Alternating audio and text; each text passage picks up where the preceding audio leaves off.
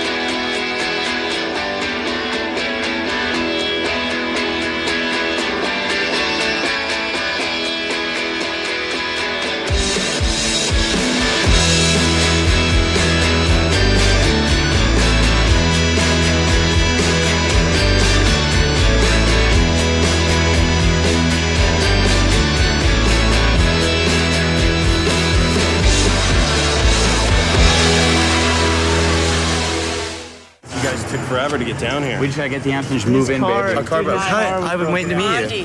Hey, pleased to meet you. Hi. So where do you want to go play tonight? Right fucking here. I guess we gotta take the shit back to the practice space anyways. No, let's go somewhere. No, we gotta have a revolution, man. We just gotta usher this shit in. If somebody wants to distribute our records and allow us absolute freedom, then I'm not opposed to people making money. It's a mafia. And until they can write the letter that I'm writing, they are the postman and I'm the letter writer, period. End of We got a discussion. party to go to tonight. We got a party to play, yeah. All right, great to know. Gonna play a party? 210 Waller Street. Hello, you guys ready? Ladies and gentlemen, I want to introduce a band that knows where I live, the Brian Jonestown Massacre.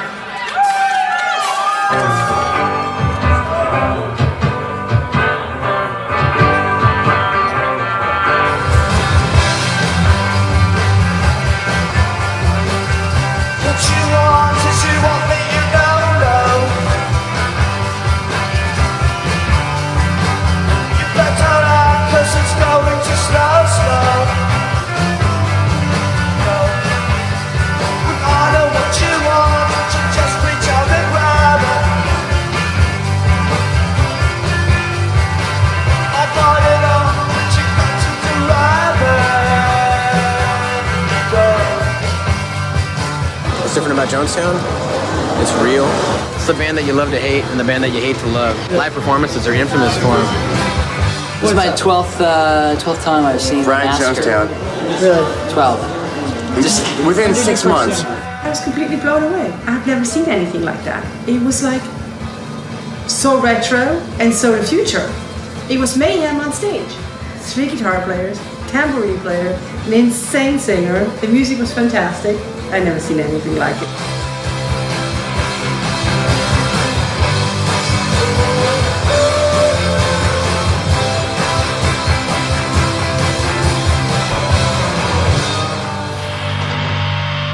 The only band I've ever made the effort to go and see in the last 3 years is Brian Jonestown. Anton, to me, is the best 60s revivalist there has been since the 60s. What made it so interesting was that it was not an active invention. It was not based off of any pretense of crafting something new. It was a thoroughly postmodern music. It was a pastiche of everything. Musically, he's a genius.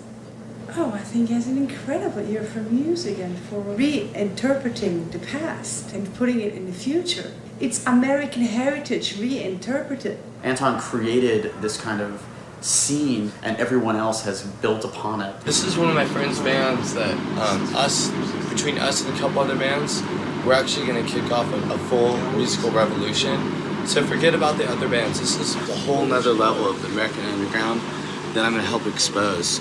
So tell me right now you've never ever heard the Dandy Warhols before. I've never heard the Dandy Warhols before. Well, let's just see what they sound So like. get ready for a massive concussion of rock and roll with the Dandy Warhols.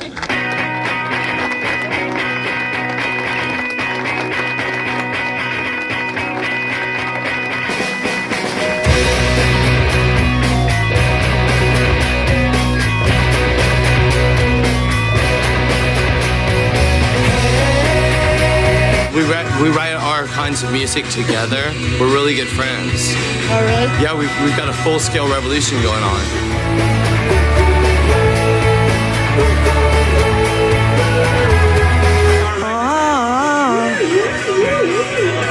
Really bitchin'. In Portland? Yeah, we're neighbors. We're building a studio. You Is know that exactly rad? where you're building a studio? Yeah, we're getting down. We're gonna take over the world. Yeah. And That's you. we're gonna show you how to do it too. How to take over the world? Fuck in yeah. 5 steps? On your movie.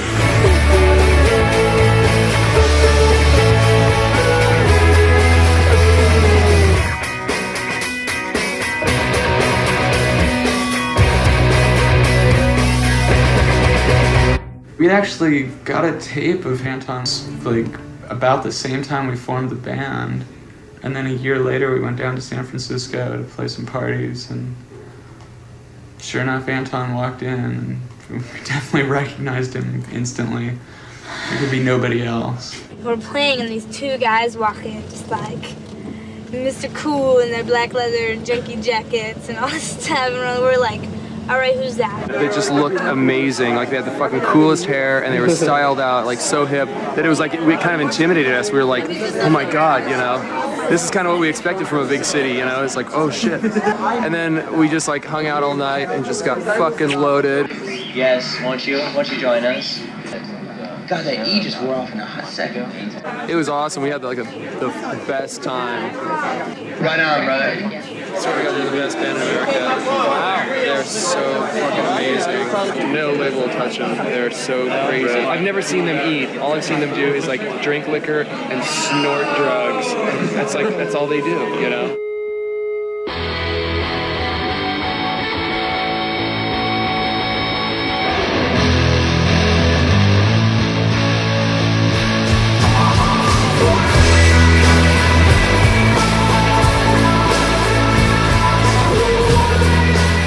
It's funny.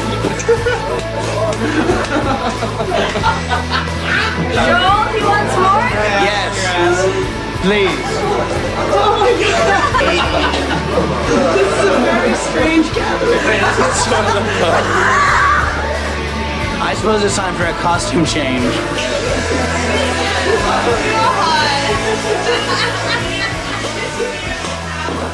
They're just our buddies. They're our alter egos in some way, inspiring each other to create and be successful. Our bands played together a lot over the next couple years, and it was rock.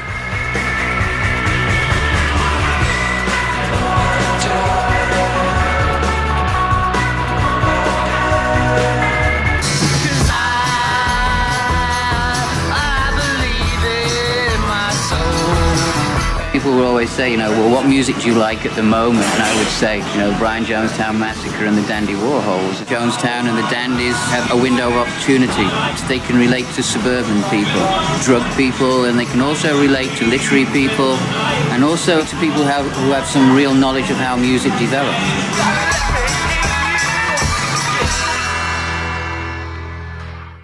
In 1996, my band, the Dandy Warhols, were in a studio in our hometown of Portland, Oregon, recording our first album for Capitol Records. Now, unlike the Brian Jonestown Massacre, we had just signed with a major label, and of course, they thought we were going to be the next big thing. They have the potential to be a very big band because they have created a world of their own, and it's an Andy Warhol's world, and that they don't therefore belong to any particular trend.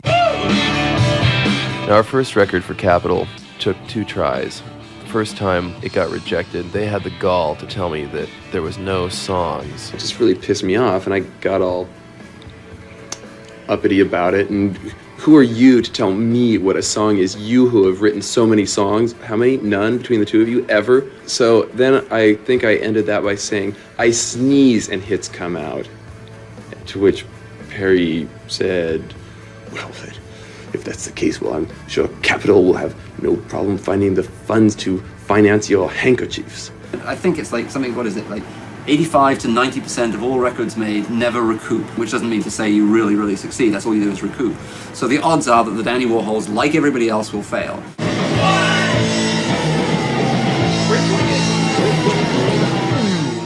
Today, I mixed 13 songs, starting at 7 a.m., was done by 1 o'clock, found a drummer, taught him all the tunes, didn't do anything else on my birthday. 1996, the Brian Jonestown Massacre had a record out. They were on a lot of A&R hot lists. They were in hit magazines as one of the bands that was the most courted. It's a fabulous record.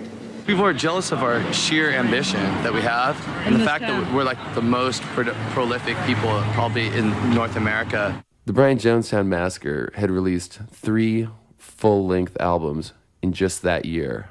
Their Satanic Majesty's Second Request, Take It From the Man, and Thank God for Mental Illness. When he tells me he doesn't want to sign with a major label, is he serious? He wouldn't go that route? He always talks about doing it, though.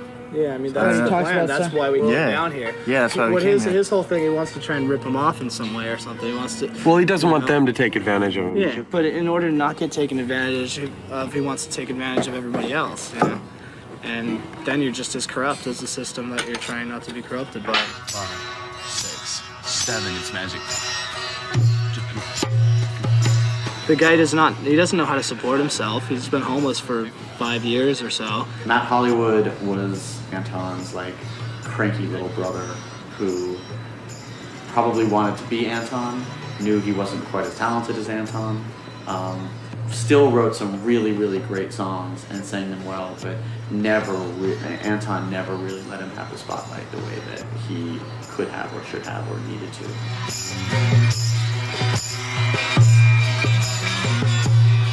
I think Anton understands that what he's doing is part of a continuum of rock music. Almost like he is someone from the 60s who just happens to be living here now and is totally lost and doesn't really understand the ways that people do things.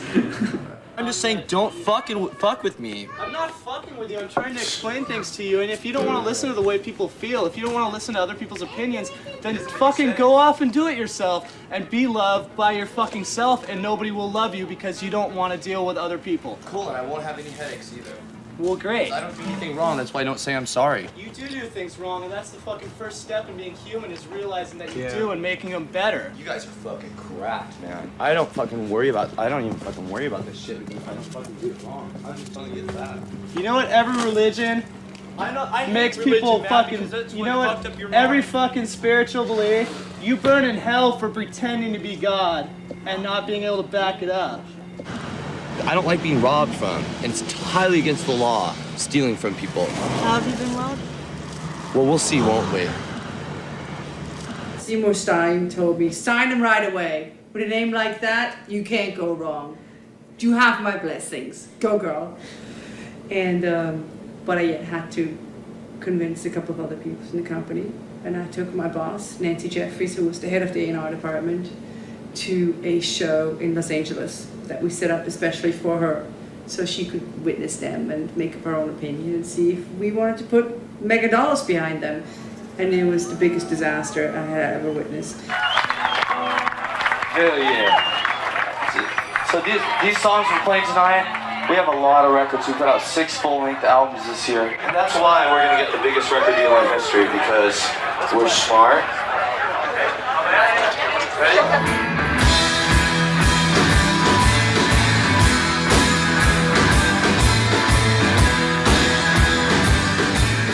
Now, if Anton thought that anyone screwed up during a song, he would immediately correct them.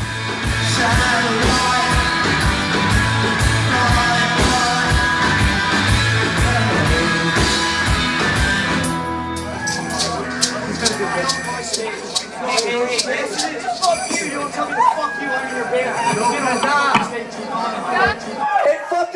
you to say fuck you to me on my stage with my band. Fuck you, get off my stage because you don't have the band. So what was that first song? I Am Love.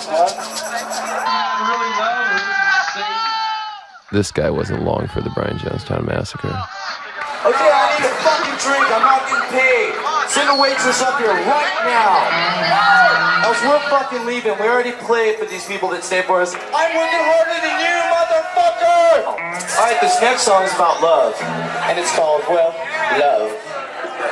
Hey, quit! Hey, I'm gonna have the bouncers beat you up if you don't stop stepping on their mics, man. They don't like that. Pick that shit up. Keep the fucking shit up and quit. Hey, you fucking asshole, you get out of here too. I'll play by myself and you go have a drink. Bye, watch.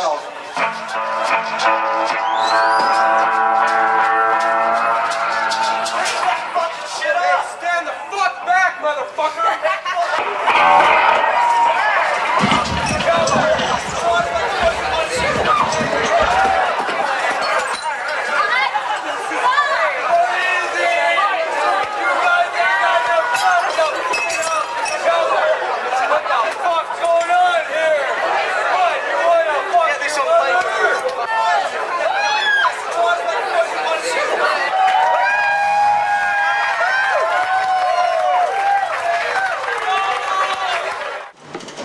Fucking broke my sitar, motherfucker.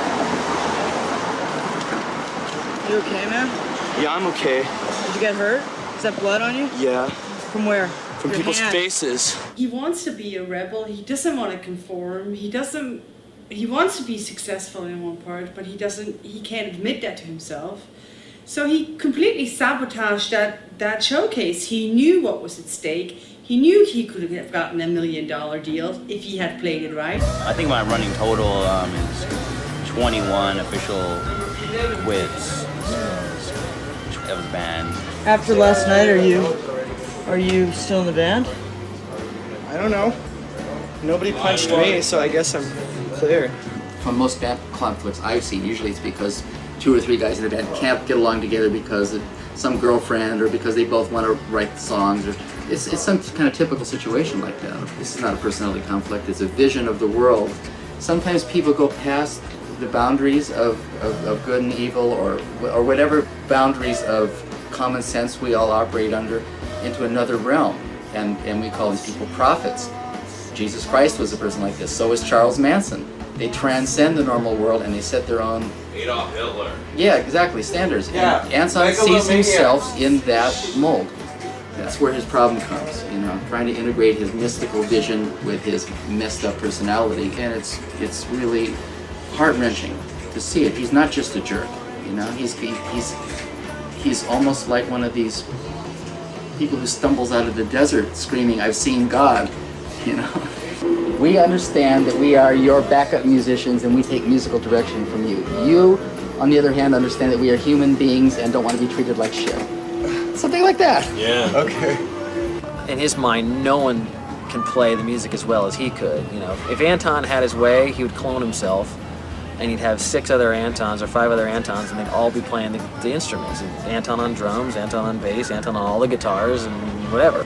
He's his own worst enemy because he thinks success and credibility are mutually exclusive terms, which is an easy baggage to inherit, but a very difficult one to haul through every decision of your career. Because as a musician, you want to reach the biggest possible audience, and as an artist, you want to impact culture in the deepest way possible. I'm not for sale. Do you understand? I'm not for sale. Nobody says that. What are you trying to do then? I'm fucking love. Do you understand what I'm saying? Like the Beatles? The Beatles were for sale. I give it away. It cost me $17. I paid for this record, right? I used the money. It cost you $17? $17 to make, thank God for mental illness. No shit. And I'm gonna show you because we're gonna go up to Oregon. I'm gonna record a bunch more records you can see. Anton had been threatening to move to Portland for months, but when he finally showed up with all of his belongings, we realized that he had intended to move in with us. We couldn't really take him in. I'm in Portland now, kids. It's a rough trip. It was a rough trip. Yes. Going up top floor, pantyhose, illegal drugs, and cigarettes. Oh, you're supposed to push stop! Oh well, my hairspray. Protective. And after rinse for that hole that the weather you just can't count on. Hello, darling. I'm home. What's the tea? Do you find Portland creatively inspiring? No, I find it dismal. It was a terrible mistake to come up here, but we did it. And now that we're here, there's nothing we can say, huh? Do you feel like you're in exile here? Oh, baby. How's that novel coming? It's really been good for my hopeless, like, isolated, like, life is shit kind of vibe. Did anybody in the band invite Anton to move up here? Or Well, like suggest it would be a good place for Anton to move or anything? I don't know. That's like inviting Anton to your house. It's a small town. I don't know. Maybe he expected to stay with us, and we weren't gonna have him stay. And make a record with them, and yeah, and we went on with our lives because we actually had stuff to do. We had to get that record done. We had to get it out. Yeah, we were being productive. Happy New Year. Happy New Year. we played a New Year's show that year, and Joel, of course, came to party. I didn't notice at the time, but Anton didn't show. Any resolutions this year, Courtney? Any revolutions for this year, Courtney? Revolution? Yeah, I'm gonna get this, like a tattoo of this here. I like this because it makes me feel like Amadeus. That switch does it. Hence my theory that Dandy Warhols are nothing but a bunch of fags. Right there. That Yes. 5, 4, 3, 2, 1. Happy New Year.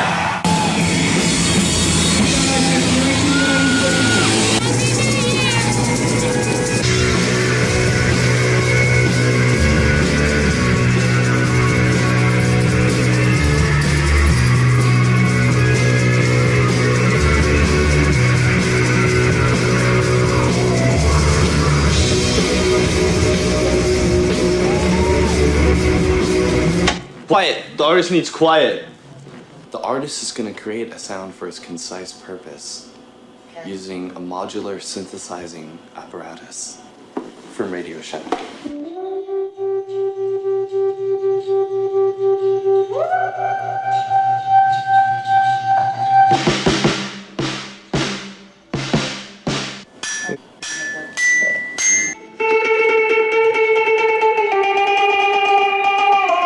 One, 2, 3, 4.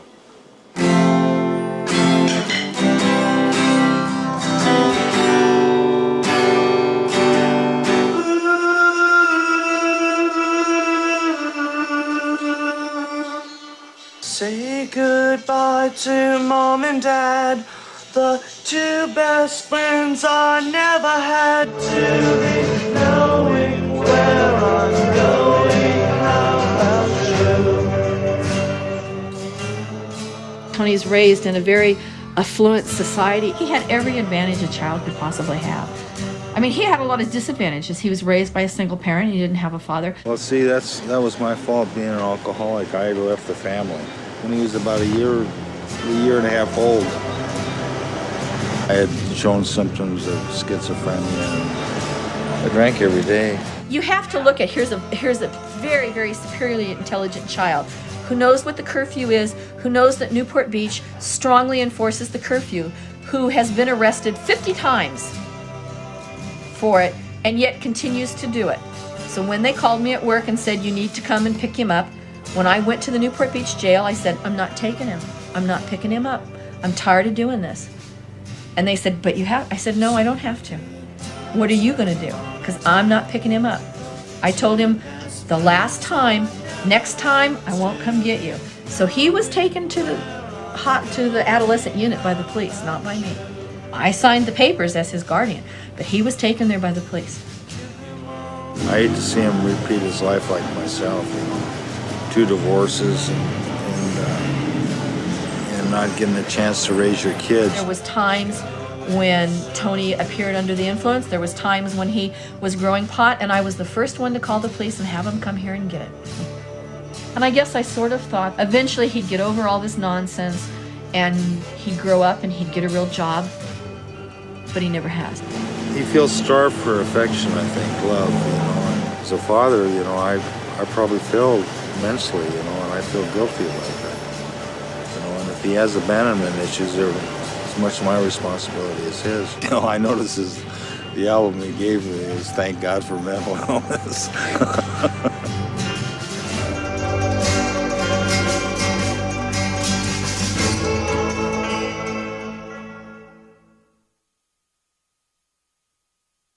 Sad, isn't it? Extremely sad. They are the best two friends I never had. He really, as near as I can tell, doesn't have any family he can fall back on. He doesn't have any money, doesn't have a home. It's enough to drive anybody crazy. Now, I think he's a little bit on the edge besides that, but, you know, it's amazing he can be as sane as he usually is. Actually, he has nobody. You know, he gets help because some people are with him, we are all with him, but I don't think his family has ever been very helpful for him. When we got together, we all realized our parents were all still married, and we were like, hey, we're the most well-adjusted band in America. We're the most well-adjusted band in America. The BJM returned to LA. Anton promised Greg Shaw of Bomp Records his next album in exchange for the money to rent a house in Los Angeles. He and Joel invited the rest of the BJM to take rooms in the house so they could make the big industry push. Even Jeff Davies, Anton's genius guitarist who had battled heroin addiction, returned from rehab, full of hope. I've been on couches and floors for so damn long. I'm very digging the idea of having a door that you can close. Hey, where's Anton at? He's taking Courtney to the airport. I had been meeting with Capitol as I was finishing the record. I wanted Anton's opinion on a song everyone expected to be a massive hit. Anton, this is like such a ridiculous, like, super fucking hit. Yeah. I'm ready to get silly. Yeah. I never thought you'd be a junkie because heroin is so passe.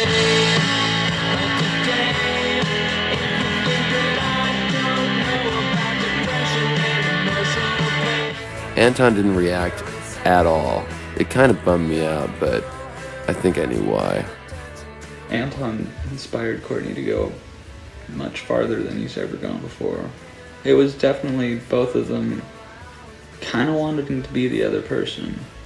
I know Courtney's always wanted that mad genius thing, but is unable or unwilling to let himself go that far. Anton and Courtney, love-hate relationship, I guess.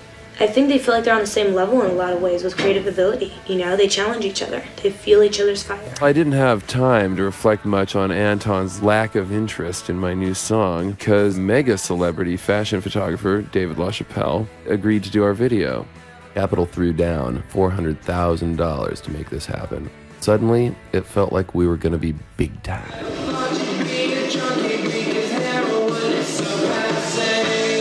Big money! Turn around and look at that. Now where exactly does that fit in Dandy Warhol? I didn't know it was going to be a deaf advertisement. Yeah, the 80s angle. The 80s angle. I wasn't sure what the 80s angle was. Surprise.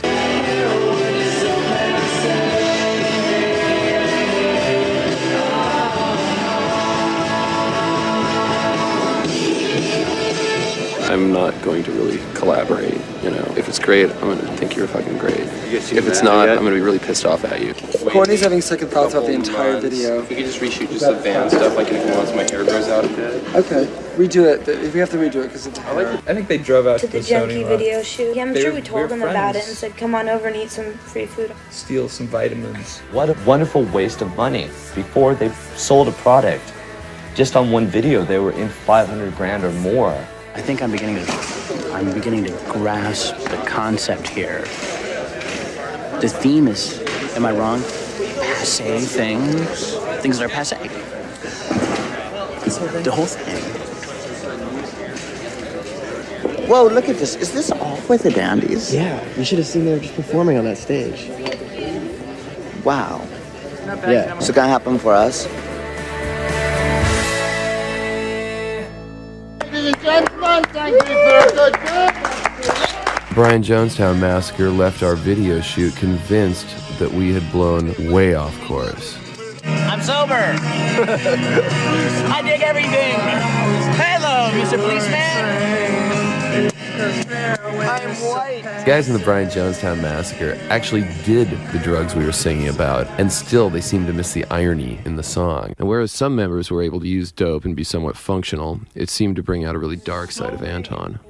Why don't you just fucking take her out of here? She's crazy or something. Fuck, I asked her just to leave me alone for a fucking minute.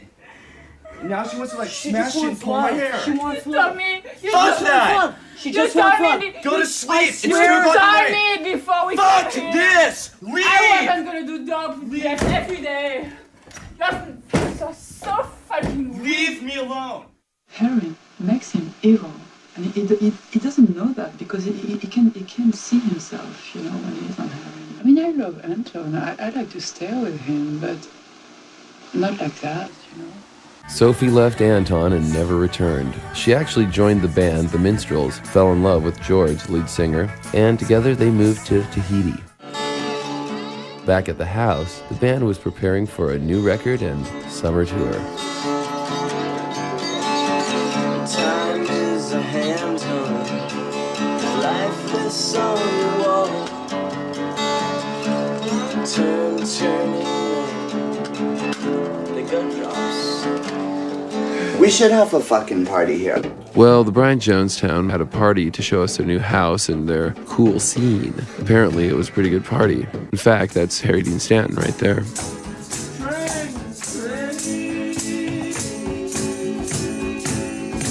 But we couldn't make it over because we were hanging in the hot tub and partying with David LaChapelle and his entourage. There they are. All right, bring the film crew in. Oh, nice hat.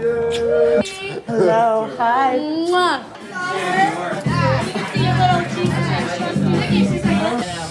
Look at my fingers. I get you out of my life. I decided that the BJM house, the day after they threw a party, would be the perfect location for a Dandy Warhol's photo shoot. What I want to do is I want to go out to this really, really fucked household. Yeah, well, I didn't bother to warn the guys. When we did the photo shoot in their house, I just couldn't believe it. They had no furniture, hardly. Everything was on the floor. It was like a squat, a hovel.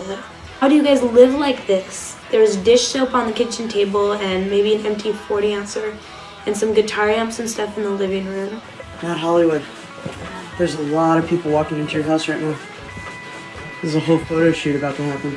And your house is trash. You guys partied last night. I think it's the idea of having the photo shoot here so that they can pretend that they had a big party. They've come for our minds.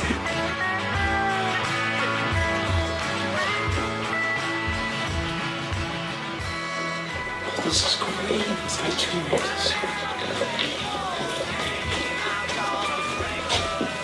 You guys would have to do this other one because there's like, it's tiny and there's 2 mirrors that face her like this so we can get the total like shot with a bunch of reflections. Give it a cut, give it a cut. Give it a cut, man. Why? It will kill you. Is he looking here again? Good. Okay. We're comping our whole gig. We have to live that, baby. Oh, no, we're certainly not going to say it's our house. It'll be like... No, certainly well, you're not gonna say it's our house either now, are you? Yeah, we are. We're gonna say no, it'll be really. Like Capsule One. We should be Every the day, the background. Dandy Warhols wake up together in the home of a different band. Today, it's the Brian Jonestown Massacre. But how much do we get paid? I know, we're talking about dough, baby. Dough. Where's the dough? Where's the dough? Where's the dough? Now if we take pictures in our own house, people are going to accuse us of ripping you guys off in our own house. I guess the Brian Jonestown Massacre wanted revenge. So when they scammed some time at a local studio, they wrote us a song. Not if you're the last fucking dandy on earth. That's the name of our song. She looks like she's about ready to get robbed to me, you know? I want those fucking bastards dead. They're jeopardizing the dandy's career. Pretty hot, huh?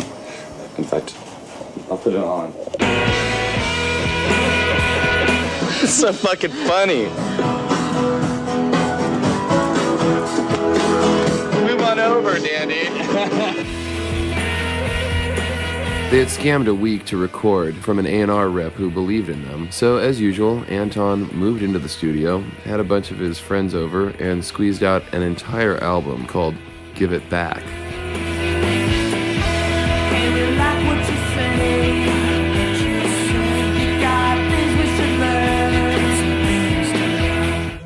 like what you're doing. Do it more, baby, yeah. You got speed to burn. Pass it over here.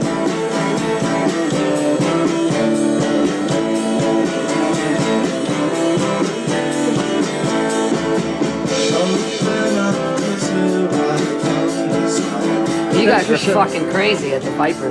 Oh, you saw that? Holy mackerel. That's a fucking 3-ring circus if I ever saw one. But now I put pipe organs. Doesn't sound so fucking psychotic. It's all.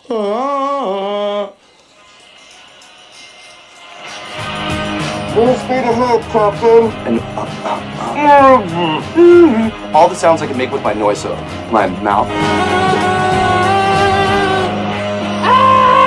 Day at the studio with the BJM. Teamwork. It's such an interesting case study. Like, what in the end will yield people success? We're like, shit, man, what if it doesn't happen?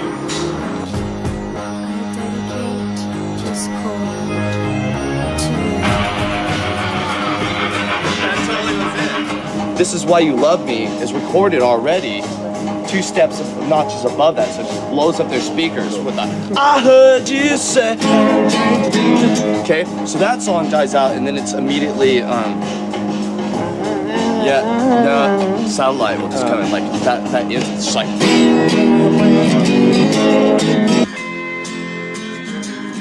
The band finished the record and prepared to hit the road the next morning on their first national tour. They never before tried to pull this off. They were sure they would finally get signed, so long as Anton could hold it together out there.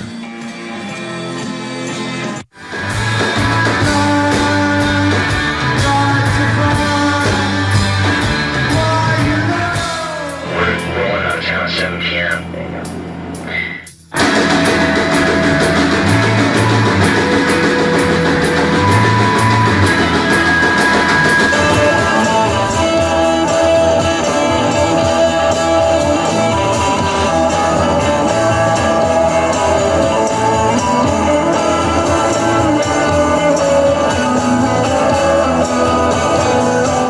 Me and Joel were walking down the street and this truck pulls up or drives by next to us and I hear there's 2 dick suckers there. And I was just like, whatever, man. Laugh all you want, redneck. I'm on my way to your girlfriend's house. It was kind of embarrassing though, because we were sucking each other's dicks at the time. Yeah. So I'm really happy that everybody came. This is our first time through America.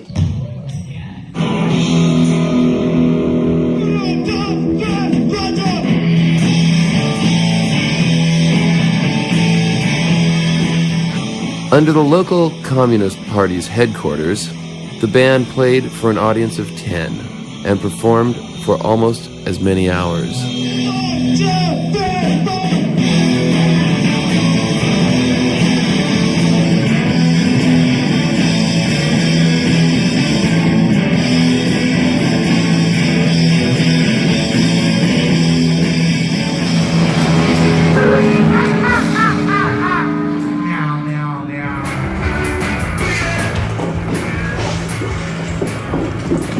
I got some pussy now.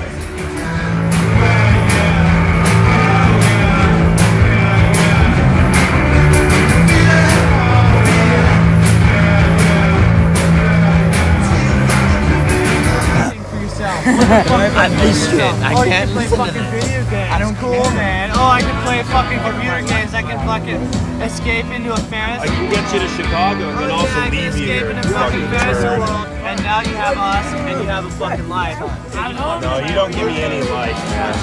You're not like me.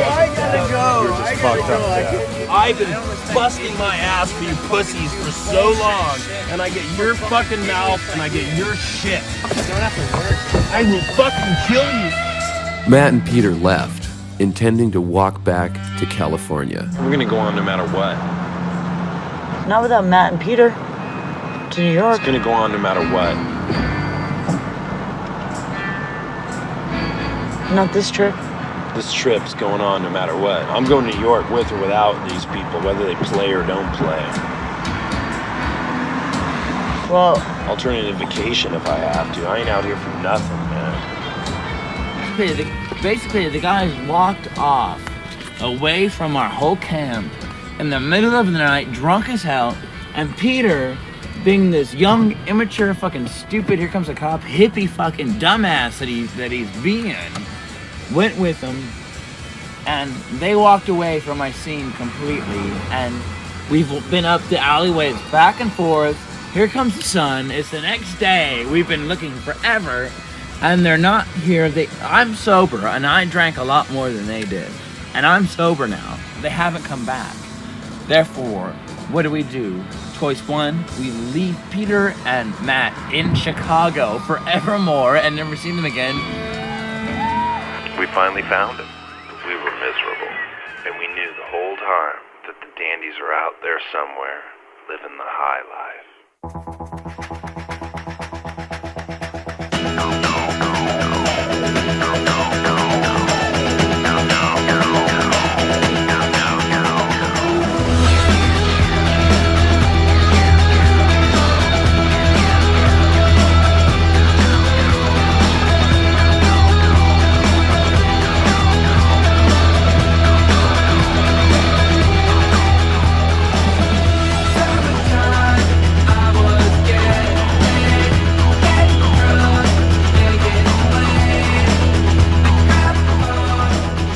We came back to Los Angeles to discover that Capitol had not been promoting our choice for a second single, Boys Better, because our first single, Junkie, hadn't broken the top 20 on US radio. I called the label, but couldn't get anyone to assume responsibility. Well, I'd really love to have a successful single. I'd like to have, Yeah, You haven't scheduled any time, like a week or whatever, to do radio?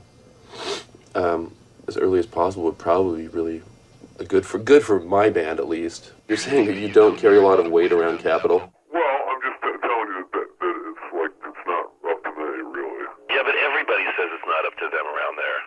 The Suits were clearly disappointed that our band hadn't turned out to be an overnight sensation. Apparently, the Junkie video had been put on hold because Capitol repoed the footage from La Chapelle. I thought they put too much makeup on me. Take my name off of it. I talked to Courtney last night. He's like, he doesn't want any close-ups in it. He wants it to be a performance spectacle. He wrote me this moochy coochie letter. Compared me to Salvador Dali and Man Ray, and like, you can do whatever you want, and this and that. And then, as soon as I'm done with the video, he thinks he can just start screaming at me at the top of his fucking lungs and like acting like a huge spoiled baby Huey. But he's not like an alternative rock star. He's a pop star. I mean, he's like an R&B act or something. I'm obsessed with their face and how they look. I said to him, this is how you look. This isn't some weird, sort of special effecty video where, this is like, pretty diffused light on you. And you look, Zia looks like how Zia looks. The dancers looked how they looked. And you look how you look. And that's how you look.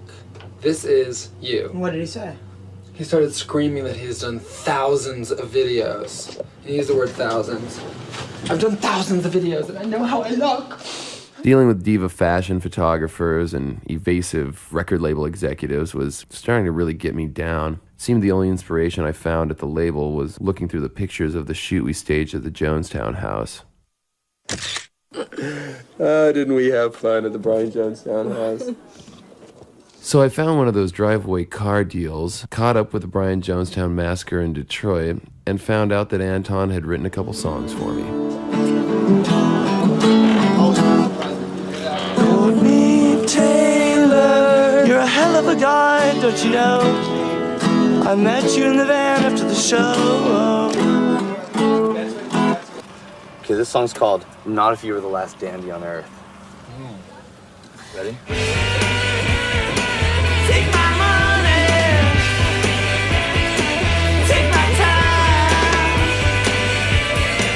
take my sister,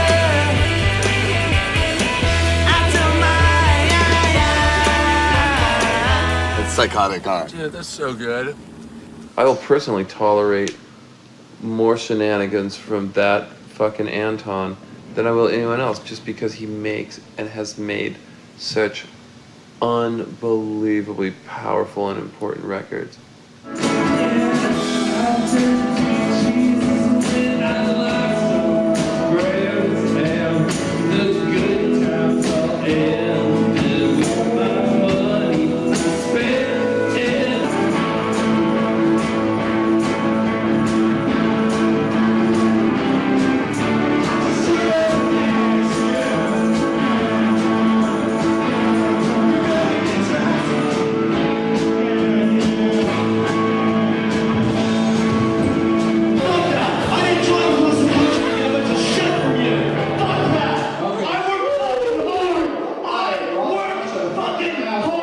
Well, they didn't know what to call this one. A newspaper called it a riot. See, the audience had attacked the film crew for filming the band, and then jumped the band. I thought it was fantastic. You fuck with our people. I love this. This is great. This doesn't happen to my band. This happened to my band. This is cool. Yeah, that was funny. It's pretty amazing that those guys make it through any gig without a fight. There's this great sense of expectation and anticipation when one goes and sees Brian Jonestown Massacre about exactly what could go down. Will there be a knife fight? Will one of the band members decide they hate the other person so much they're going to slam them in the head? Will they dissipate and fall apart after one song? Or will someone antagonize the audience so much that you'll end up in a brawl? I mean, you just never quite know what's going to happen, or will they even make the show? You go and see a show and you talk to your fellow A&R people and say, oh, by the way, I flew down there and I saw them and they're insane. They can't do it. Too bad. We love them. We wish them good luck, but can't work with them. Are you gonna be like a big waste of money where they dump all this money, you make like a record and then somebody kills, you guys kill each other or just split up or whatever, you know? But I totally disprove that shit. I'm like the most productive and I refuse to give up. And I show up and play. They don't see that though, they just see They see We've been driving since Detroit. Been quite a while. Been driving with Dean and Anton in this car. Trying to stay awake and smoking a lot of grass and doing a lot of dope, snorting China White. So how far are we going today? All the way, baby. Yeah, this is kind of nutty, you know? Like, this is how bands break up, if they didn't know that. Ours almost did, you know? Oh, gee.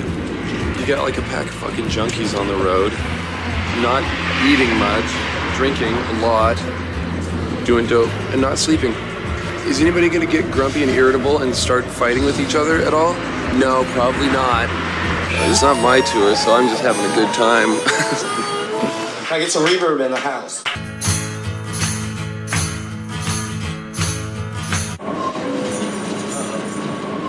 All right.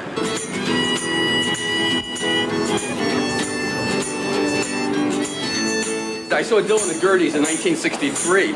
You know, I've been listening to this for the last 35 years. You guys can do whatever it is. These guys have it. What's the name of the group again? Brian Jones? Town Massacre. I saw this record, Satanic Majesties, and I went home and listened to that record probably about 100 times in a row, and I was totally obsessed with it, and I didn't know what the Brian Jonestown Massacre was. I didn't know if it was a new band or an old band. I didn't know if it was one person or 100 people. I just loved this record and then saw in the paper that they were playing 3 shows. You guys are great, man!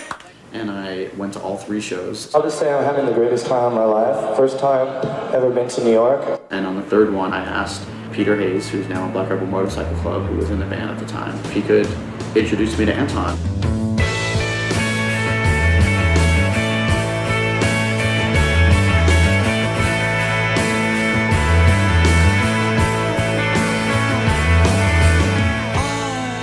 I wanted to give Anton my number so he could call me, and I didn't have anything to write on except for this card that I had in my wallet of all my important phone numbers. I crossed out all my numbers, I wrote down my number on there and gave it to him, and I was like, you're the only person that I need to talk to now.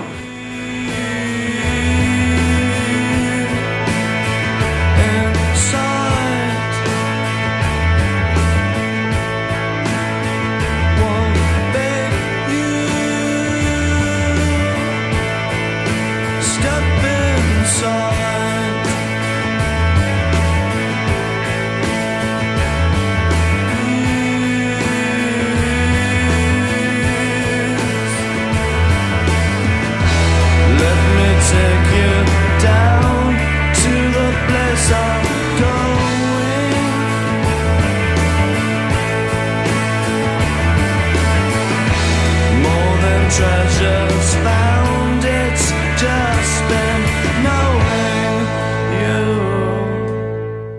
I didn't know anything about their reputation, and I was like, anyone who's making music this good deserves to have a record deal and deserves to be signed. Hey, listen. Hey, Dennis. When people like you and Dave that know us and are hanging out, and fucking drunk guys are hassling Matt in the front, you grab Matt, or you grab a bouncer, or you grab the fucking drunk guy. I don't want no hassles out of people that fucking like these leeches behind me that just fucking hang out and don't do shit when you need it. I quit.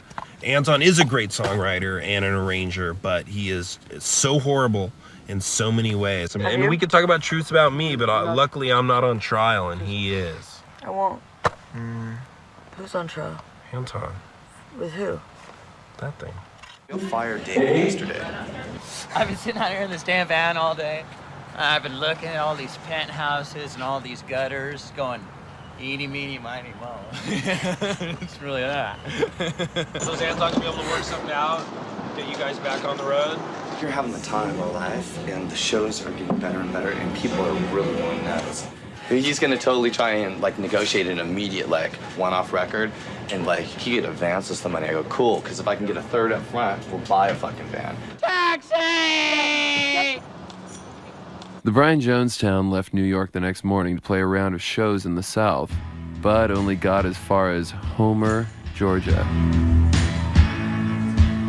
How you doing?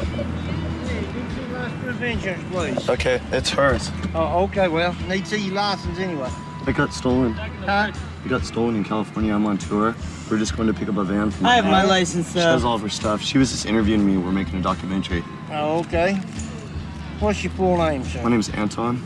All right, pull over right over there and let me run your license. Sure. Whereabouts? Just right over there. Anyway. By this gentleman. Let me put this out. We're totally awesome. How you doing today?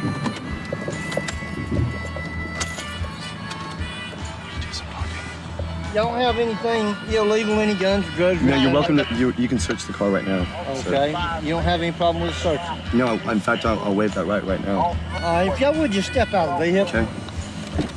I went all the way through from California, like Oklahoma, Minnesota, all that. This is Georgia is the most beautiful state, I'd say. Really?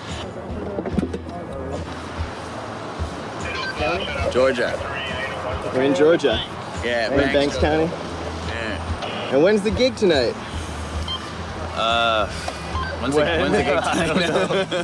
I'm starting to think maybe I shouldn't have come along for this ride. What I heard was they search the car and there's weed and they get taken to jail. I'm going to advise you should be right. My own fault, whatever happens to me. But I consent to have the car searched.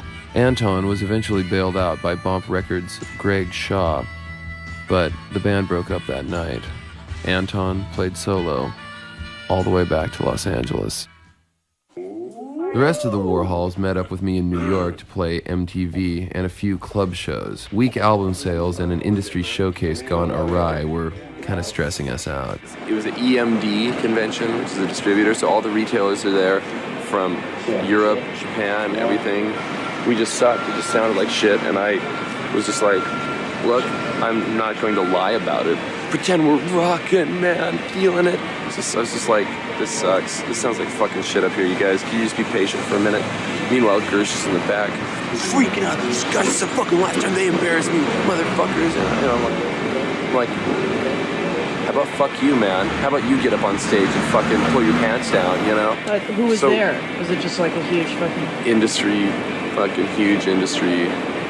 Everybody that Gersh and those guys had said, this is the Great White Hope, this is the next huge band, these guys are fucking amazing, you know. So now Japan's like, well, I don't know. The Japanese guys were like, well, maybe we'll put it out, maybe we won't, you know. Dandy Warhols were a very big popular band among A&R people. I kept pulling up their sound scans too, and I guess, you know, the A&R people were like the only ones buying the record. The record sound scanned first week at what, below 3,000, and has been dropping for the 2 weeks since. You know, the Dandy Warhols are the reason why people get laid off of record labels. I think that people spend so much money on these bands, and they make ridiculous videos, and when it doesn't all pan out, somebody's got to pay for it, right? When you sign with a major label, they always tell you things like, you know, we're into careers, not hits.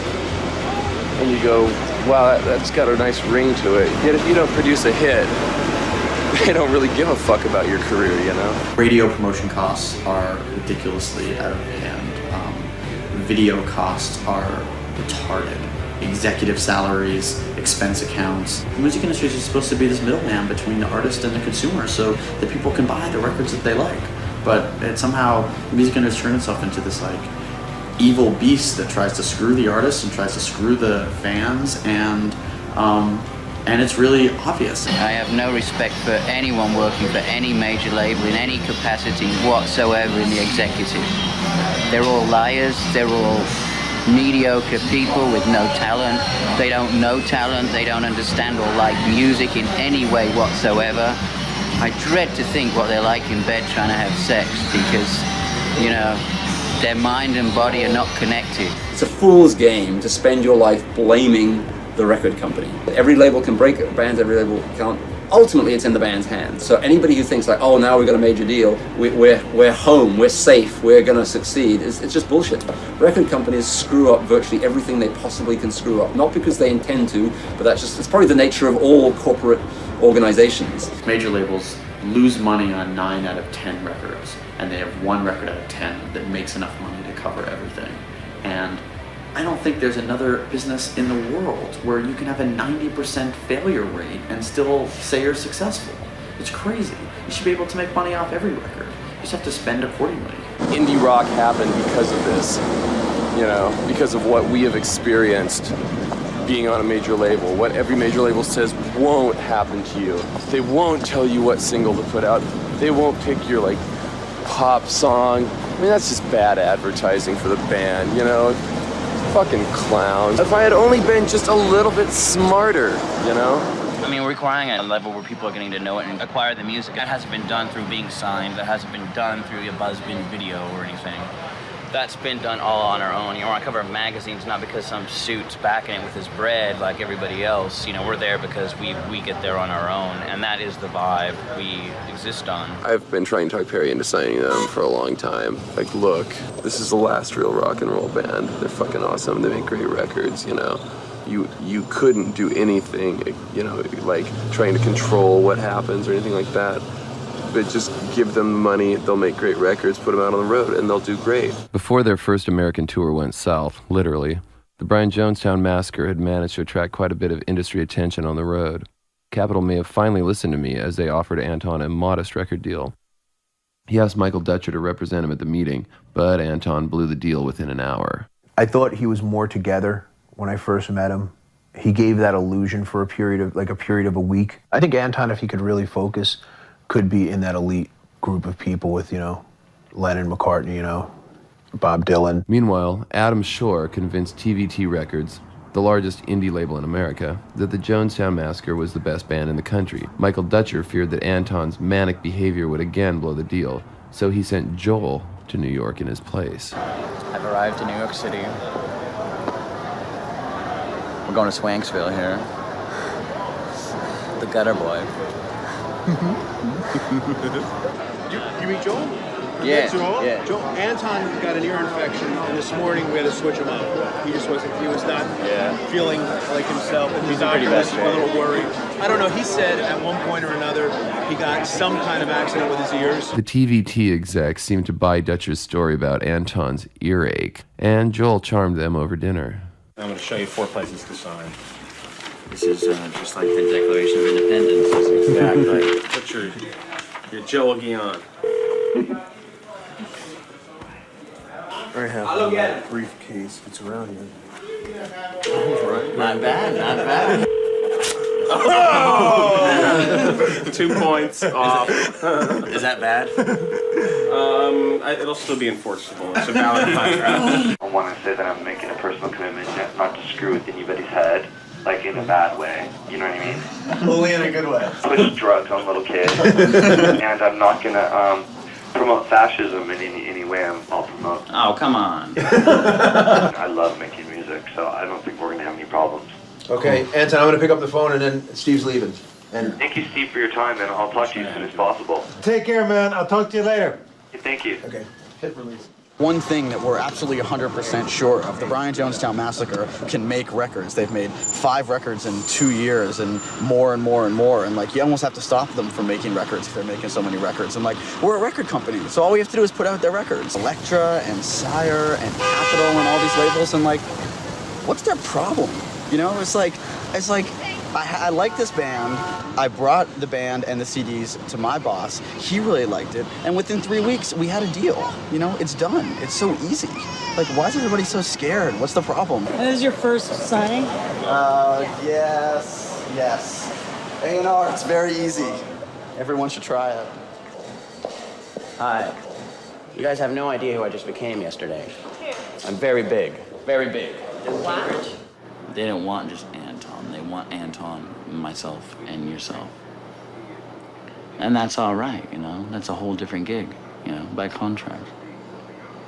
Adam's really scared about, like, what the fuck is this between you guys and the Dandies? And, like, yeah, I try and explain it to him, you know, like, the history and whatnot, you know? And he's like, well, I can't believe you're playing, like, Beatles versus the Stones gig when you guys are, like, so much better than them, and you're gonna totally transcend them, like, lickety-split. And it's like, well, you know, yeah, you know, they're target number one, you know, and then we'll move on, you know, then from there we'll go to Oasis, you know, whatever, you know what I mean? They're just the first in the line, you know, that's kind of the whole gig, you know what I mean? I keep hearing little things in the press. There's just little mentions that, you know, they'd be dissing us, and it's just like, why? Just didn't understand that supposedly it was a rivalry that they were trying to start up to get press, but they didn't tell us that, so it was just sort of insulting. Well, this is a special little present from our dear friend Anton. We were in San Francisco, and we were playing a show at the Purple Onion, and he just drove by in a truck, and I just happened to be outside, and he said, here's a present for you. I'll see you in a month. I'm going to India. There's a whole bunch of fun stuff in here. This lovely bar of soap came attached to this nice little card with a little message, clean up your act. Courtney Taylor, surrender. I was with Eric, and we each had we found these little things in here with individual names on them. Well, they're shotgun shells. Mark Iger had a restraining order taken out against Anton. He's stalking us now. He's making phone calls at Courtney's room. Did you hear that Bob in the morning? Mike and Heather are trying to get them off the CMJ show? Good. Yeah, I feel bad for everybody else in the band, but it's like I can't have Anton, the insane guy. I will not have him anywhere near me again, as much as I can avoid it. I will not share dressing rooms with them or backstages, anything. I'll still buy their albums, though. Our management had thrown the Brian Jonestown Massacre off our bill at CMJ, but Anton showed up on the TVT Records dime to distribute his ode to us anyway. What exactly is the adventure tonight, Greg? We're going down to this stupid club to hang out in front of the place and annoy people. Show them just how lame we think CMJ and the entire music industry is. Reinforce the fantasy. That's what possibly means.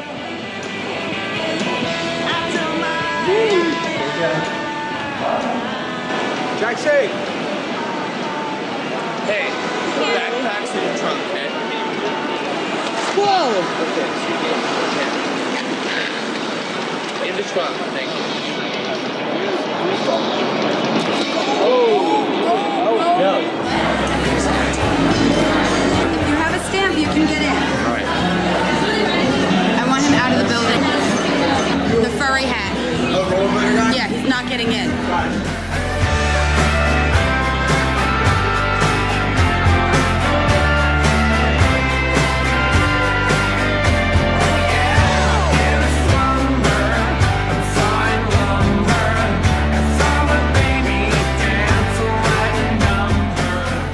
Ready? Oh, yeah. Take Someone this. I talked to. Excuse me? Thank you. Sir. To that. Capital. Ready? Are you from Capital? No. Take this anyways. Not for your last day on the earth, you will never be. Take it anyways. How'd you get Jason Cropper's badge? Because, you know what? He loves you? No, I'm the son of God. I take whatever I need. And that's how you got it there? Hey, Jeffy. Wow, we'll take it you more. Keep getting out. Alright, cool. This is the Brian Jonestown Massacre. This is the hot new single, Not If You're the Last Dandy on Earth. What do you think of the 12-inch? I think it's great.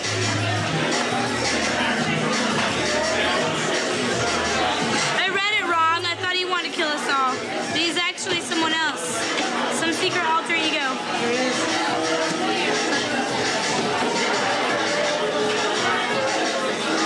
Did you see our signed copies? It's his like little idea. We can get this whole like Blur Oasis thing going, you know. Like, yeah, maybe if both our bands were selling like 5 million records. He's like, you don't even understand, Zia. You don't even realize how much money I've gotten for us. I was like, give me my cut. I would never want to hurt you, Zia. If I wanted to kill you guys, I would have already did it.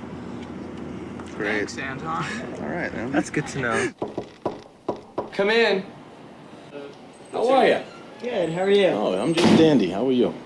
Oh, thank you very much. Not if you're the worst dandy on earth. Outstanding. Cheers. Thank you. No problem, sir. I give him $300 in tips. Joel charged $900 without tipping anybody on drinks. If I charged $900 in tips and then plus my drinks, what do you think they're gonna say? They're gonna say you're not allowed on our label anymore because you charged $32,000 in tips. Anton, this is Dave Gottlieb. How you doing? Anton, this is Craig Shaw from Bomb. Greg Shaw. Hello. Hey, Greg. Anton from the Brian Jonestown Massacre. How you doing? Gentlemen. Just signed them. Hey, guess what? Can you put him on hold for 1 second? I'm gonna make you a shitload of money. You too, mister.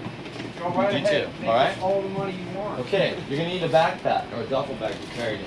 Alright? Accounting? Yeah. You guys handle the numbers? Brian? Guess what? You're gonna have to be counting a lot more money because I'm gonna be making you a shitload of money. Alright? Are you guys ready? I'm not trying to like jack you for everything that I can get. It's quite the opposite, you know. I turn down bigger things to do this because I'm hoping that the freedom translates into something better. I can play 80 instruments and I produce the records, right? But do you play an accordion? Yes, I do. You do? Didgeridoo? I play all that stuff. Weird fucking Chinese shit I play. There was never another artist on TBT before or after that had more excitement inside the label.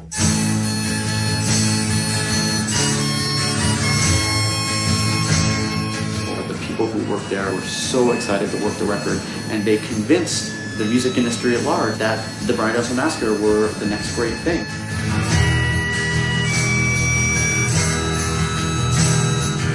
I walked to New York and back from LA. I lived on the mountain and once by the bay. I bought an apartment and I slept in the hay. But there's no place that's softer than. Definitely not an act. If he wasn't playing music, it's not like he would have get another job. It's not like it's like, okay, this music thing isn't working out, I'm gonna go like work in an office. Like, Anton can only do this one thing. Like, he is for real. What he is doing is for real.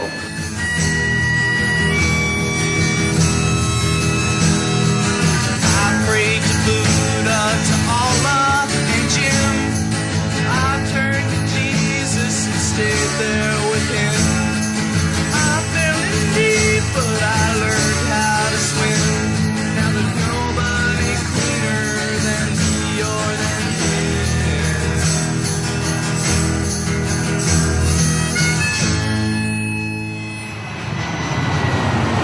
Unlike America, European radio actually played our record, and only days after its release, the album was topping the charts in several countries. Eric, our drummer, had quit the band 2 weeks before, so I brought my cousin Brent to London instead. Eric had wanted more of my songwriting royalties, and I had refused. I don't think about you. I think about me. This is a business. Oh. Really? I write all of the songs. All of the songs. I produce the records.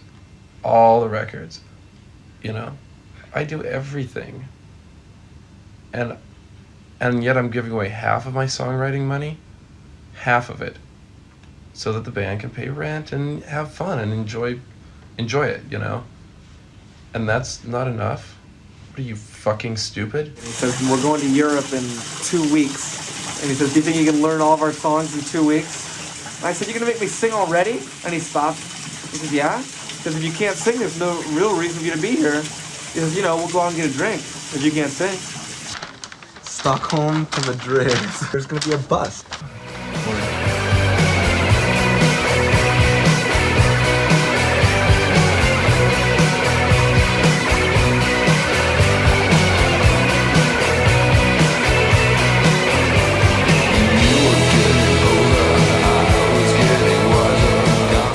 We're not a heavy airplay band, you know, we don't get the kind of airplay that Green Day got or the Spice Girls or, you know, But it's mostly in America because here in Europe you've got a lot of airplay mostly. Do it?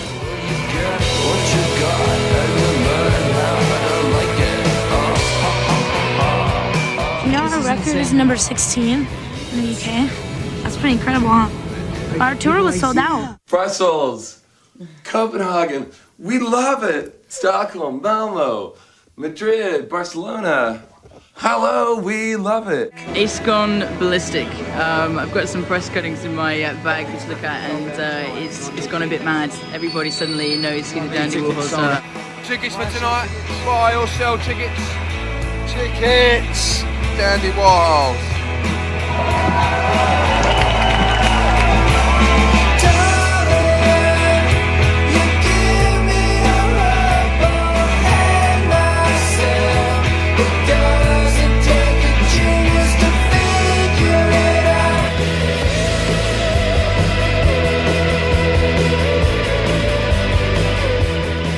How many records have you sold in America?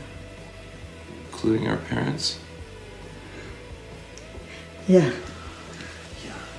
Exactly. And in England? Like the same number, like 40,000 or something.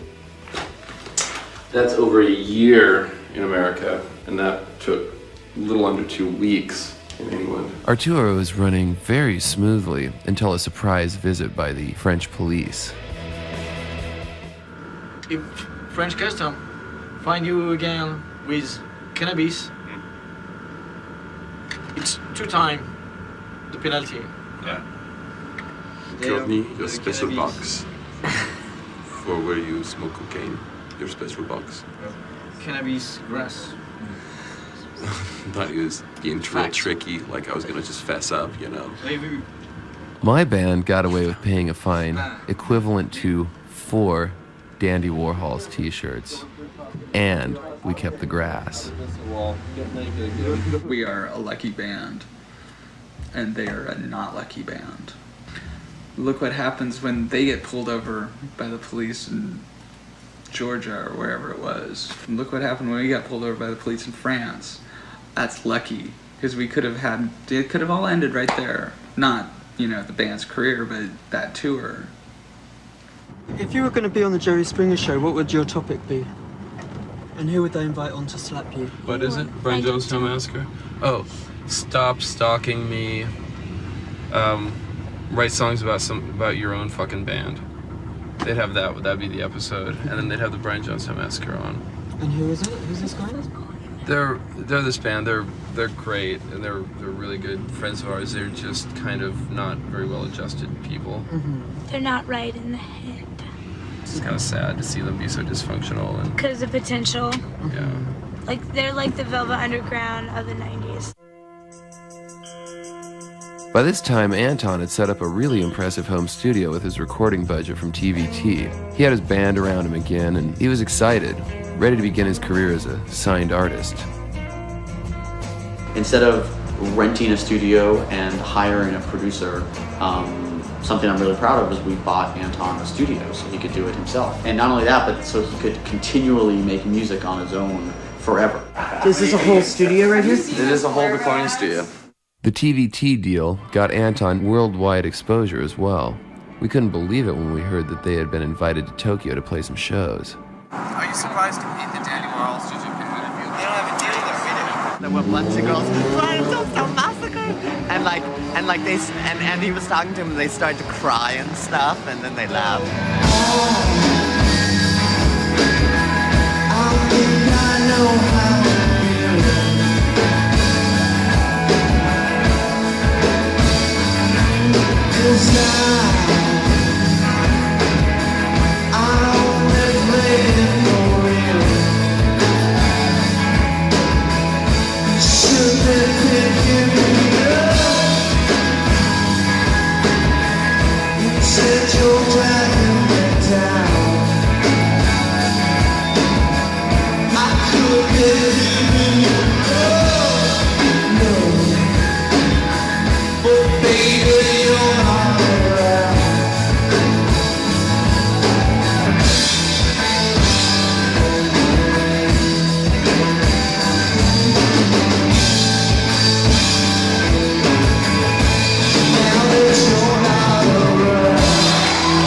That was so cool. Anton? Anton? The feeling of hope that the Brian Jonestown Massacre had had in Japan died upon their arrival back in Los Angeles. Anton started using heroin heavily as he was supposed to start making his most important record yet. Do you think it's gonna be interesting to see how our record comes out versus like the Dandies approached everything, you know? Like how they did their shit? How did they do their shit versus how you do yours? They had, you know, a producer and they went to his studio and that guy ended up getting more gear for his studio. Courtney got whatever, you know? Tickets to go to Loveline and shit. Did you see this? How we got nominated for the California Music Awards for Outstanding Independent Album? Give It Back, the Brian Jonestown Massacre. You know, Dutcher thinks it's negated whenever I'm kind of down, you know? Like loaded or something. I take all these bad feelings and then just put it into music, you know? I let people interpret it how they will. I regret the fact that I didn't know how far gone Anton was in the beginning. You know, I realize now that I walked into sort of a MASH unit, you know, and I'm working in triage, you know, and I had to put as many pieces together to keep it working as I could. By December, I realized he was in no shape to make a record. I mean, he couldn't get it done. And then we had to enlist the help of Muddy. Yeah, hi. We need to rent a DA-38 or a DA-88 in the next, 5 minutes. Hey, you have Courtney's telephone number. Tell Courtney to call me. I think Courtney's in Europe. Oh, really? Oh, yeah, playing, huh? I don't know. I haven't talked to him. Fuck, I wonder when I'm gonna hang out with that guy. Probably never, huh? He hates us anyways. You know that? I'm sure of it now. Like, we'll never ever play with those guys again, I bet. Unless it's part of, like, the Danny Wells, unless it's part of, like, some KRQ Christmas fucking thing and he can't get out of it. Fucking Oasis and we're gonna fucking take over the world. Spirits were still good in the back rooms of the house as the clock ticked on the recording process up front, but it was floundering under the weight of constant drug abuse and fighting. Okay, that's it. I know it's a party back here, but I'm gonna have to ask you guys to go outside or go because there's no way we can record. You guys are just too loud. Good God, man, we had no idea we were recording. We are recording. We got into the house. It's a great setup, all these hundreds of instruments, because that's the beauty of Anton. He loves music. He had every possible instrument you could think about it. He had it there, and they were playing it. But he walked into the house, and it just felt like death was everywhere. It was just smack house. It was reeking of death, and I thought that was the last time I would actually see them.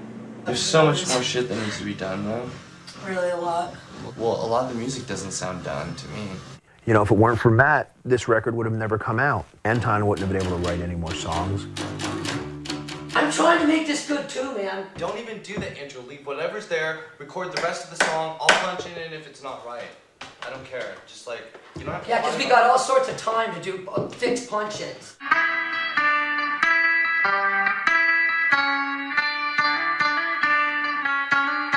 Want to put the controller right here? I don't understand what the problem is. That's not where I want to stick the controller. Well, Money, then go home so I can work. I will. Thank you. Anton fucking kicking Muddy out of the recording, fucking saying Muddy, well, maybe you should just leave, telling him to go, doing fucking dope again when Michael Dutcher, our manager, has told him that if he does it again, he's gonna quit and not manage us anymore. Anton is making a decision for all of us that he wants to fail. Hi, the name of our band is the Brian Jonestown Massacre, and thank you. The reason why we haven't been playing out is we've been recording a new album that's called Strung Out in Heaven. She said,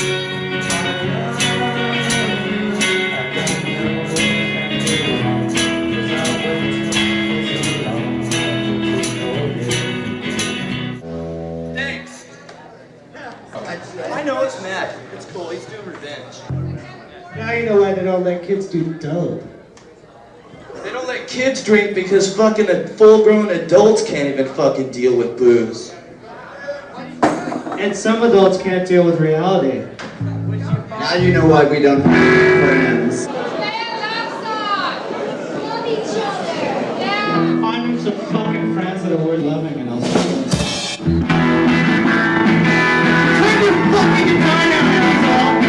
Almost no, it ain't.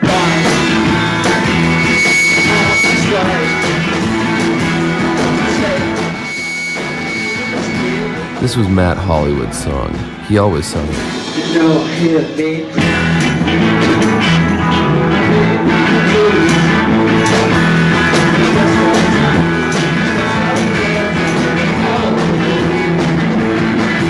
Now I'll sing the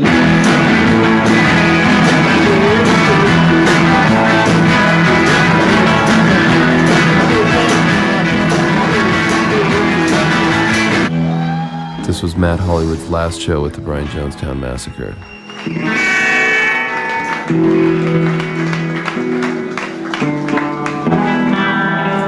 Well, don't break up. But righteous brother.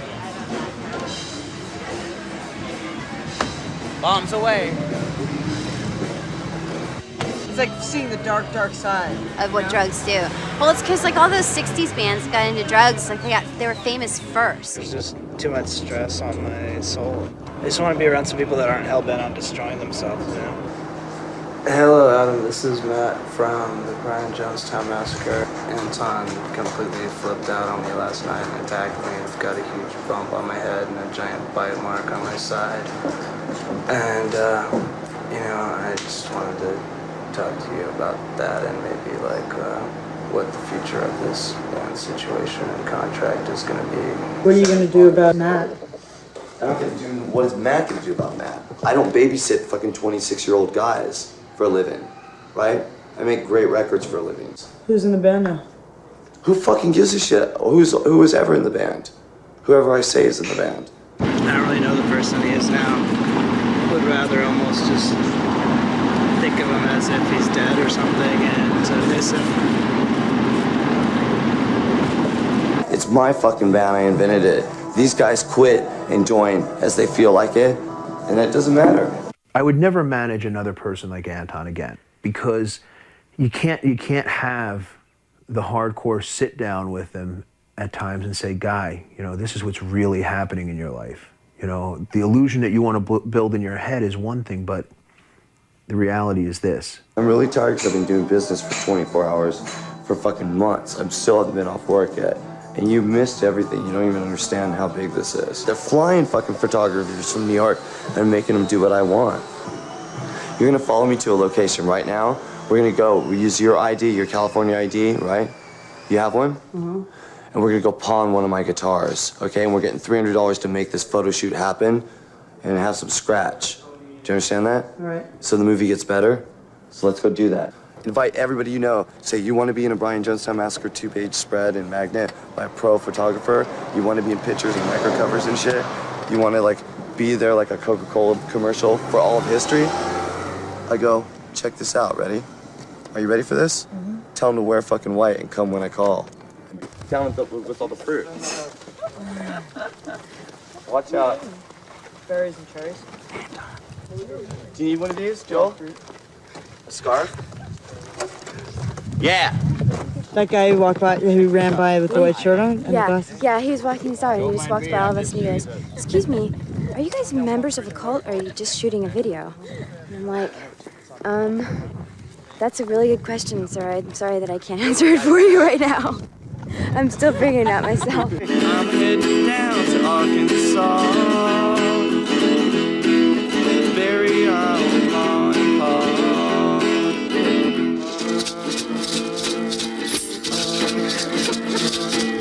Cool. Have a break. You happy with it? Cool. I want it to be funny and rad and curiosity. I don't want that pre-packaged bullshit like the Andes are getting pumped. You know what I mean? I want to make it up as we go along. Do you know what I mean? I don't need some guy that lives in, which building is it? Capitol? I don't need some square in that round building me pre-packaging a fucking idea for me. I got more ideas than that whole fucking little office of theirs. Courtney is a troublemaker artist. I'm not. Do you understand that? Shot. Beautiful. Hold on. Beautiful. Shot. Upon our return from Europe, we began recording our next album, 13 Tales from Urban Bohemia. We recorded 13 Tales from Urban Bohemia. Above a parking garage? Above a parking garage, all the bums would urinate in.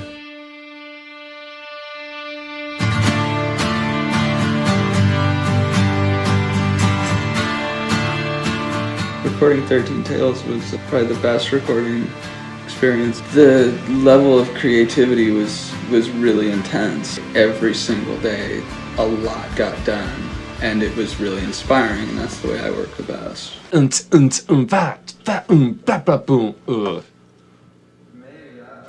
You ever done that? That's so sick. Okay, here we go.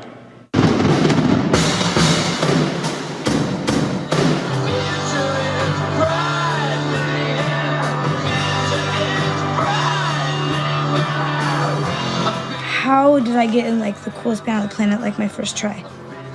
Like I saved up a lot of good karma, I think. Like when I pay for all the coke and everyone smokes my cigarettes and, you know, I'm like, okay, well, I'm getting paid back by being in a really awesome band, you know, and my good luck comes from other places. So what do? Oh yeah, I wait tables too. No, I haven't heard your band, cause you guys are pretty new. But if you dig, I'm vegan food. Welcome over to my work, I'll have a cook you something that you really love. Cause I like you, yeah, I like you. And I'm feeling so bohemian like you. We released a psychedelic rock record during the heyday of boy bands, so naturally radio and our record label disregarded us completely. A year and a half later, a cell phone commercial put Bohemian Like You into households all across Europe. We went there, and it was huge. They are actually one of the biggest and the most famous bands here in Greece. We heard pieces of 12 different songs of ours on radio stations here.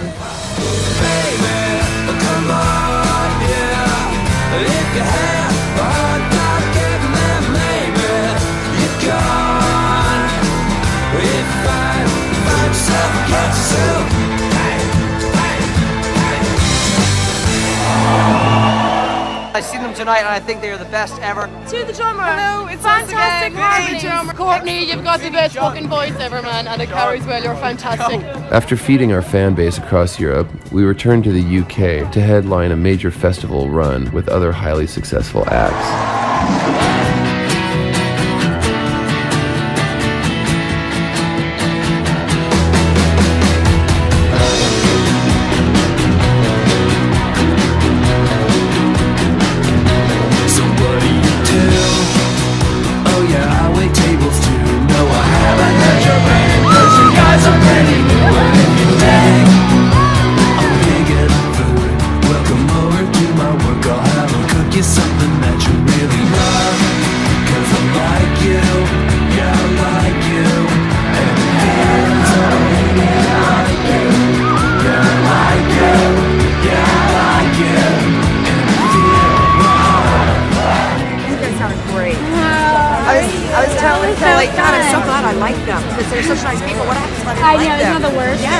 It was great though, man. I'm glad to hear you. Great set. Really enjoyed it. We had hit another peak. We were playing sold-out shows and festivals for 70 to 100,000 people, and we were loving it. I guess TVT wound up losing a lot of money on the Brian Jonestown Massacre. At the beginning, there was a lot of success. We shipped 30,000 records. We went number 3 at CMJ, and then the sales didn't really come. There were 8 people on the road. They did, 147 shows, but I think people wound up going to the live show to see if Anton was going to punch his bass player, or if Anton was going to walk out on the show. That's right there. Fucking crap. That ain't your shit, man. You don't do that to people's property. With disappointment at the label and strife inside the band, it seemed like the end of the line for the Brian Jonestown Massacre. The lineup that had put the Brian Jonestown Massacre on the map dissolved in the coming days. Well, I have another band. It's not like this was my only thing. I feel bad for the people that it was. I can do it with other people. Not be a tambourine man or anything, but just put something together with people and share ideas and have a good time. I can't cut a phone right now because I don't have a life and I just wasted 4 years on a total fucking waste of time. Message 4. We're deep under many lines right now. Alright, you bunch of turds, get your asses over here. You know, we're drinking. Let's bring booze. We're not drinking up. Bring drugs. Bring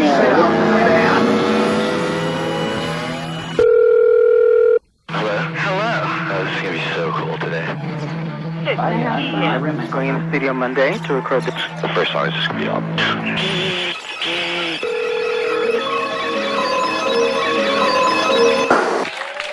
So I'm in the middle of working on my 9th album, if you can believe that. Up in Royal Canyon, fired, kicked half the people out of our band and the other half quit. Seemed like a good idea at the time, but it's turned out pretty good. It's pretty rockin', pretty crazy. Yeah, it should be pretty crazy. Joel wussed out. He just said, I don't want to be in a band with any drug freaking fucking weirdos anymore. But you can imagine that. I close my eyes.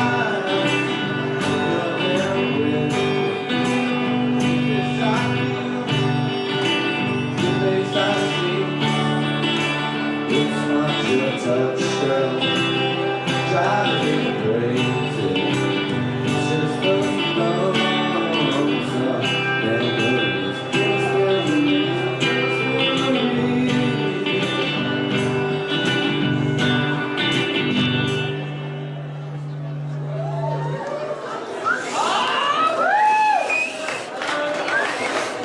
Oh yeah, that's so cool. You're gonna like sit there and hide in the darkness and throw fucking fruit at me? Seriously. No, don't hide in the back and throw fruit when we're trying to play music, okay? Come on up here, in the light where we can see your fucking cowardness. We can see your fucking shaking little hands. Or no, just stand back there. Why don't you throw fucking glass or something? Do you got a gun? Why don't you shoot at us? What are you fucking doing? I'll just fucking leave, man.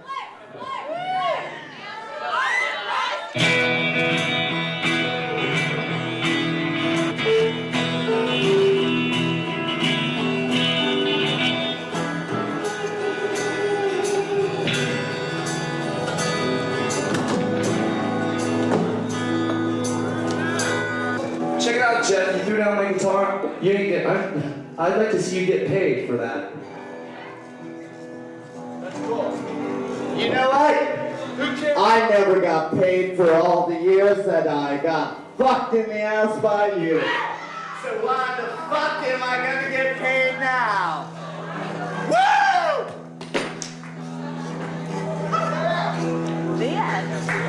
Anton, just don't die. No reason. It's so clear. Please, just don't. Like, what's the alternative? You either get straight or you die. Ugh. Up in Portland, we were wrapping up our 4th record, Welcome to the Monkey House, and turning our label's promotional budget into a Dandy Warhol's version of Andy Warhol's Factory. The idea of a community of artists that are not being judged negatively by what's weird or screwy about them, but being glorified. He took the video budget and instead of building sets and having them torn down, we had sets built permanently. And now we'll be able to rehearse and have our own shows in that room. That angle looks fucking great.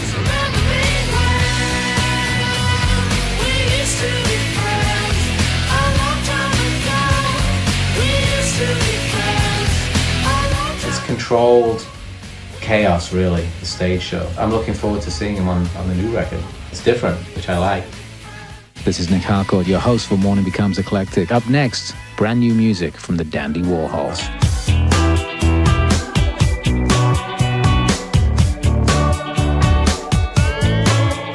Always by the time I'm ready for it to change and to get bigger, it gets bigger. And it hasn't stopped getting bigger yet. I am alone, but adored by 100,000 more. We established so early on that we're going to be big for just being who we are, and that just saved us so much work, I think. It's fun on tour. It's fun in the studio. It's fun at dinner, it's fun at the bar. The secret is, if it's good, it's fun. And if it's bad, it's funny.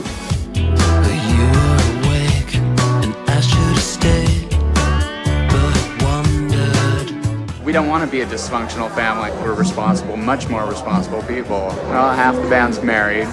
I don't know, we've all have cars and we take our job seriously. Dave Daradinsky was amazed that all of us managed to keep was it a job, a car, and a house, whereas his band never could have all three. They could have one, two, but never all three. The Dandy Warhols are the greatest cartoon. That's what I think it takes to be successful as a pop star. I don't give a fuck what they do. It's not for me. He's not singing songs for me. Minnesota, you know? You're like fucking hot diggity dog. All we want to do is get off. Go read my fucking lyrics, man. He's a joke. But Danny's real okay, you know? Hey, that's a great record. They were absolutely our favorite band, and they were the most interesting and amazing characters. But it's basically like a pack of 14-year-old boys from abusive, broken homes set loose in the ghetto. You know, I mean, that's basically what that felt like. Like, yeah, let's go hang out with them, but come on. You know, these kids are all gonna end up in prison. Last I heard, Anton had cleaned up, put together a whole new lineup, and gone on an independent tour across America. Though successful financially, the tour was riddled with fights and anxiety, as Anton heard the news of the birth of his son. The last show of the tour was in Los Angeles. It's been a tough year. Let me entertain you, okay? Let me just do this, because I'm sick. I don't need to be here. I don't have a record company. I am the record company. Listen to my voice. I am not joking. I am not for sale. This is a gift for you. You paid for it. Enjoy it. Don't piss in the fucking well.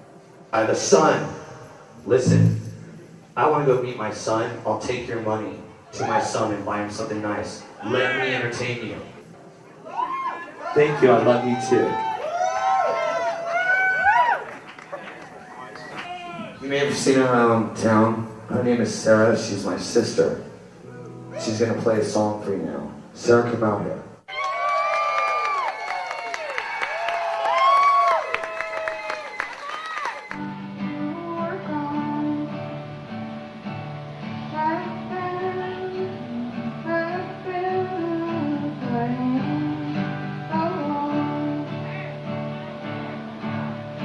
He's like how a shark has to keep moving, and if they stop, they'll die. I honestly don't know what would happen to him if he were successful and he stopped having things to really battle against.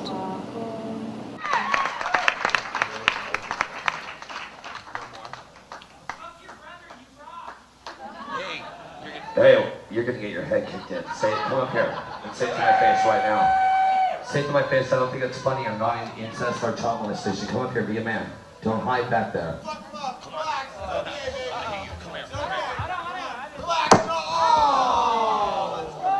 Don't talk like that to ladies when they're entertaining you. I'll kick your fucking head in. Come on back up here. I'll hit you again. Come on. Holy shit, he kicked me in the head. Hey, I'm gonna beat your fucking ass. Hey, bouncers, bounce this guy on somebody to kill him in your club. Here he is. You guys got it? I'm stopping the show. Good night. Restraining the lead singer. He is on his way to you with 3 security guards. Hold him. He's not coming out of here. The police are coming to him. Anton. We're going back to the green room. They're coming in. That's fine. We're taking him back to the green room. That's fine. Have a seat. They want me dead. I'm not joking around on you. Think so? I know for a fact it's over. I've already won. My son's here. I got the door locked. Today is a wonderful day to die. Those guys are going to kill me. Yes, sir. Put your hands behind your back, palms together. Be careful. Be careful for one thing. You got it. You got it. Go and put. Okay. No, put your hands behind your back, palms together. There you go. If you want, we can double handcuff you. Sorry I didn't ever get to see my son, but that's the breaks. I didn't do nothing. Our watch commander is probably going to advise that we book him for ADW. Assault with a deadly weapon. Anytime you use anything besides your hands, and you use your feet, because of the power you can generate in your legs when you kick somebody in the head. I cannot get out. I'm in till Tuesday and they're putting me with the bad guys. Andy, tell my son I love him. I'm never gonna see him, they're gonna kill me. I'm telling you the truth. Alright, so we weren't even gonna play tonight, but we wanted to make sure that everybody knows that we're gonna fight the good fight.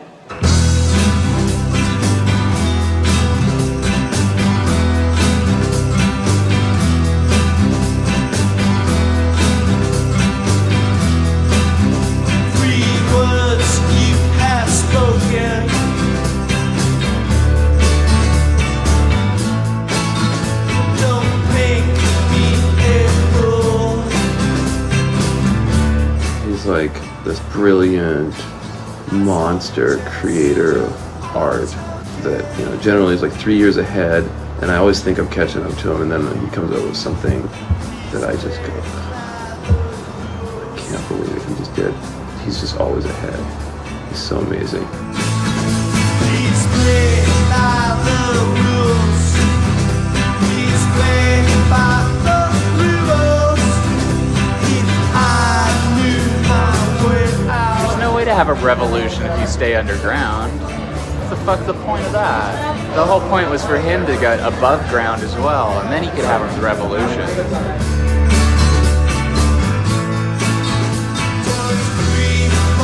There has been a revolution. Do you hear the white stripes on the fucking radio? There's a big difference. Because when I started, it was Pearl Jam. Obviously the revolution happened. How many people are imitating Pearl Jam right now? Not that many. How many imitators do I have? I played a part in opening that up. Why don't they tell people who influenced them? They don't, because they're self-serving fucking bastards. Everyone that Anton's ever met has gone on to make great music. Peter from Black Rebel Motorcycle Club, who used to be in Brian Jones Sound Massacre, they're signed to Virgin. Miranda Lee Richards, she's signed to Virgin. So Warlock, there's the Beachwood Sparks and the Tide and the Lilies, which is all kind of part of Anton's scene. And he is exactly where he was before. Because Anton was never really interested in having a professional career. He just wants to play rock and roll. The fuckers, the bean counters, the lawyers, all these assholes at every label, those are the people that wreck the music business. Not Napster, not some college kid downloading shit, the people without vision. The music's strong enough that there probably will be a generation that discovers him like this rare fossilized gem and mine it for all it's worth. You know, they continue to make good records and they continue to inspire us, even though they're not maybe at the same level. And they'll be remembered forever. You know, their records will become collector's items. And who knows, we might just be forgotten. We understand. We understand.